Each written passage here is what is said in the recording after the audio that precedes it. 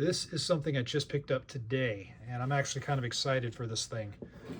This is the SD9 2.0. This was just released, and I was actually kind of surprised to see this because typically at my gun stores, they don't get the new releases right away like this. When you look at an SD9, there's nothing flashy about these guns. They're typically budget guns. Here is an SD40 that I've had for a long time and I've been carrying for a long time.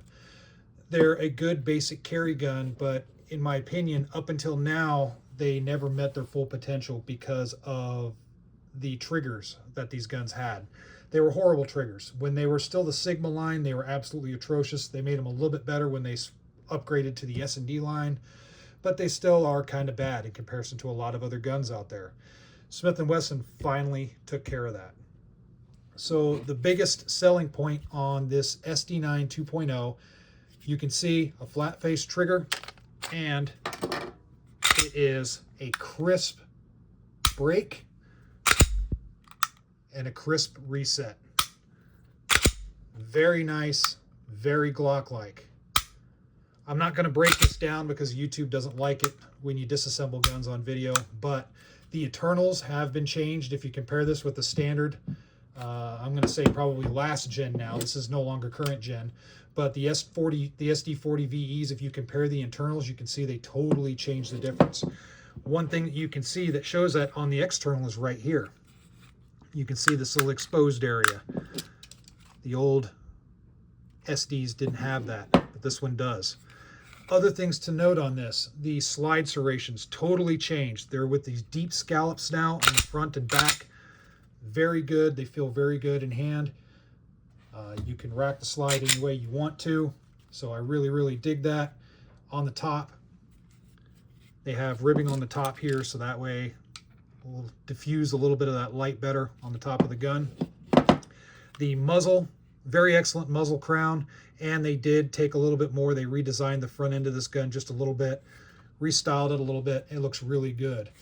Another thing that I like, I hate billboarding on guns. This is what annoyed me about this, the big billboarding, the huge company logos everywhere. I don't need to know every centimeter of this gun that this is an SD40. They took care of that. You can see here, very simple badging on this side, simple badging on this side. I like that. That's a lot better. Overall, I think this gun is going to be an absolute win on the market. It still takes down like a Glock. It still has, the frame is still the standard SD frame. I can't see any differences on that. Just the biggest thing is the trigger, and the slide has been updated to allow for better slide serrations, all that good stuff. I think this is going to be an absolute seller because there already is an aftermarket out there for the SD lineup, and that aftermarket is still going to go on these new guns. So you can still fit SD sights because they didn't change the sights. They're still the same. So all the aftermarket sights for the SD series can go on this, no problem, on this 2.0. The mag extensions, everything can still fit on the SD9 mags because it still takes just the standard SD9 mag. I think you'll be able to customize this. This will fit in any of your current holsters. The rail is still the same. They didn't go nuts with it. They kept the frame the same and kept it an SD. They just updated it and really took it to more what its potential. This thing is going to be an excellent shooter. I haven't shot it yet. This is just more of a first impressions video, but I already know this thing is going to be an excellent shooter. And I think if Smith & Wesson markets this right, this is going to take a huge chunk of the budget gun real estate out there. So stay tuned for more stuff.